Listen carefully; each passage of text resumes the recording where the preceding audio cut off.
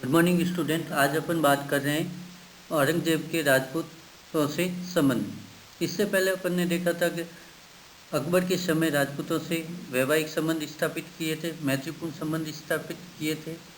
पर यहाँ पर देखने को ये मिलता है कि शाहजहाँ के समय इसमें थोड़ा सा भटकाव आया और औरंगजेब के समय ये अधिक भटकाव आया। जदुनाथ सरकार इसके बारे में स्पष्ट उल्लेख करते हैं कि राजपूतों से औरंगजेब के संबंध कटु थे और विद्रोह प्रवृत्ति के राजपूतों के साथ उसके संबंध अच्छे नहीं थे। वहीं अख्तर अली ये कहते हैं कि जो राजपूतों से औरंगजेब के संबंध थे वह राजनीतिक आधार पर थे, न कि धार्मिक या कोई अन्य आधार पर थे। राजनीतिक के साथ साथ में आर्थिक ऐसे कारण थे जिसके कारण संबंध बिगड़े थे। फिर भी अख्तर अली बहुत सारे उदाहरण देकर, साक्ष्य देकर ये सिद्ध करने की कोशिश करते हैं कि औरंगजेब के समय राजपूतों से संबंध थे वह अच्छे थे, राजनीतिक सहयोग भी औरंगजेब को मिला।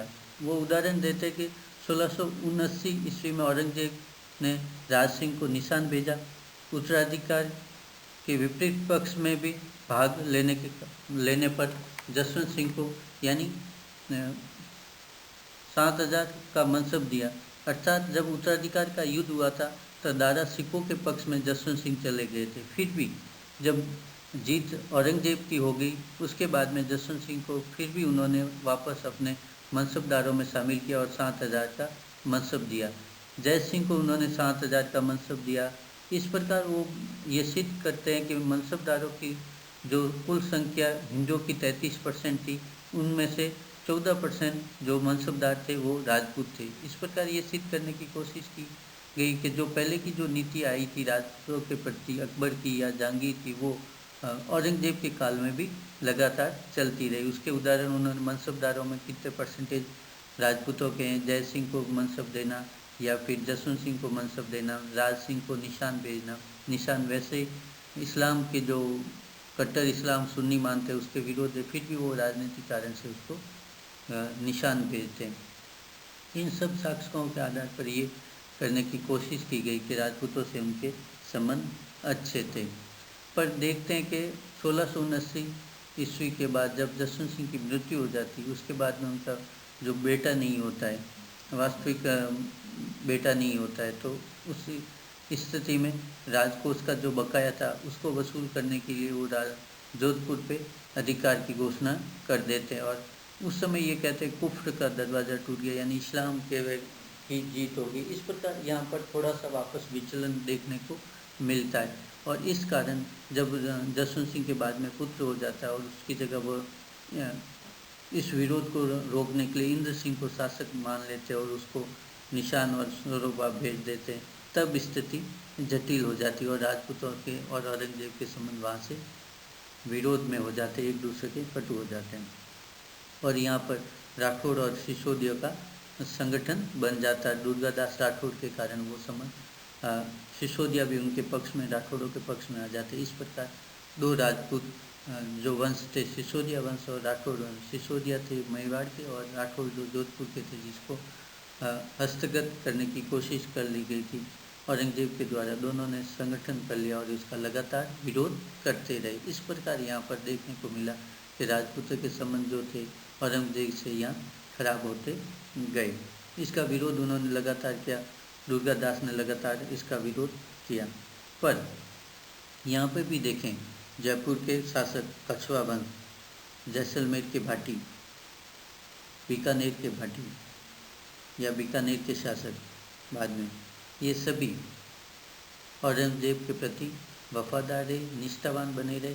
इन्होंने कभी भी बड़ा कोई विरोध नहीं किया। इस प्रकार देखें तो राठौड़ और सिसोदिया वंश के शासक या वंश वाले व्यक्ति ही विरोध किया, जबकि कछुआ, भाटी और बीकानेर के शासकों ने इनका विरोध नहीं किया और उनके पक्ष में बने रहे, मनसबदार लेते रहे। इस प्रकार यहाँ पर देखने को मिला कि सभी राजपूत औरंगजेब के विरोध में नहीं थे। राजनीतिक कारणों से कुछ विरोध जरूर किया, धार्मिक कारण उसमें एक तरीका हो सकता है जिससे कि कुछ लोग उसके साथ मिल सके, लेकिन वास्तविक देखें तो राजनीतिक कारण थे, क्योंकि जोधपुर को हस्तगत करना और सिसोदिया से उनके संबंध होना, सिसोदिया को भी लगातार विरोध का सामना करना पड़ रहा था और औरंगजेब का। इस कारण वो दोनों का संगठन बन गया और औरंगजेब का विरोध किया। ये सब साक्ष्य के आधार पर अपन कह सकते हैं कि औरंगजेब की जो राजपूतों के प्रति नीति थी वह 1679 ईस्वी के बाद में परिस्थितियों के कारण लगातार विरोध हुआ, क्योंकि उसको दक्षिण में जाना पड़ा। वहाँ पे भी मराठों का लगातार विरोध हो रहा था, जाटों का लगातार विरोध हो रहा था उत्तर में देखे तो, और उत्तर में देखे तो सिखों का लगातार प्रभाव पड़ रहा था, जाटों का प्रभाव पड़ रहा था। इसलिए उसकी जो राजनीति थी उसमें राजपूतों के अलावा अन्य मनसबदारों को शामिल करने की कोशिश की गई, लेकिन धीरे धीरे विरोध जब ज़्यादा हुआ तो वापस वह पुरानी जो नीति थी उस पर आ गया और महत्वपूर्ण संबंध बनाने की कोशिश की, क्योंकि जब वो दक्षिण में रह रहा था उत्तर में लगातार विरोध हो रहे थे। ऐसी स्थिति में उसमें वापस पूर्व की ओर जो शासक थे उनकी, अकबर की जो नीतियाँ थी या जहांगीर की जो नीतियाँ थी उनका अनुसरण करने की कोशिश की और महत्वपूर्ण संबंध राजपूतों से बनाने की कोशिश की। अर्थात वापस जो पहले की नीतियाँ थी उस पर आने पर उसको मजबूर होना पड़ा। उसका कारण था लगातार दक्षिण में अराजकताएँ, मराठों का लगातार विरोध हो रहा, तो उत्तर में जाटों और सिखों का प्रभाव लगातार बढ़ रहा था। ऐसे स्थिति में औरंगजेब को भी एक बार कहना पड़ा। एक बुढ़िया ने जब उससे शिकायत की कि मेरे साथ अन्याय हो रहा है, तब उसने कहा कि अल्लाह से दुआ कर तेरे लिए अलग बादशाह की मांग कर, क्योंकि मैं अब वो सब कुछ नहीं दे पा रहा हूँ।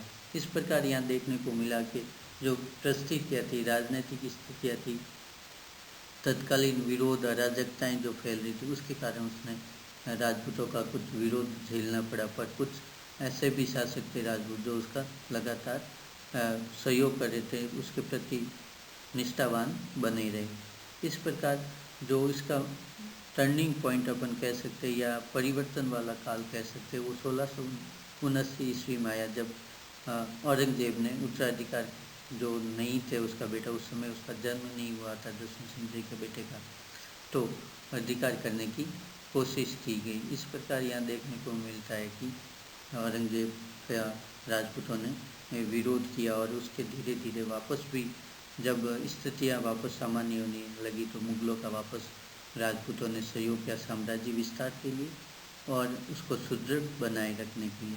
इसमें जो आपने नोट्स में देखा है पैराग्राफ, उसको जोग्राफिकल या फिर उसको व्यू में देखने की कोशिश करें, जिससे समझ में आपको आसानी से आ पाएगा, और ग्राफ बनाने की भी कोशिश करें जिससे आपको कोई भी चीज़ है वो आसानी से समझ में आ जाएगी।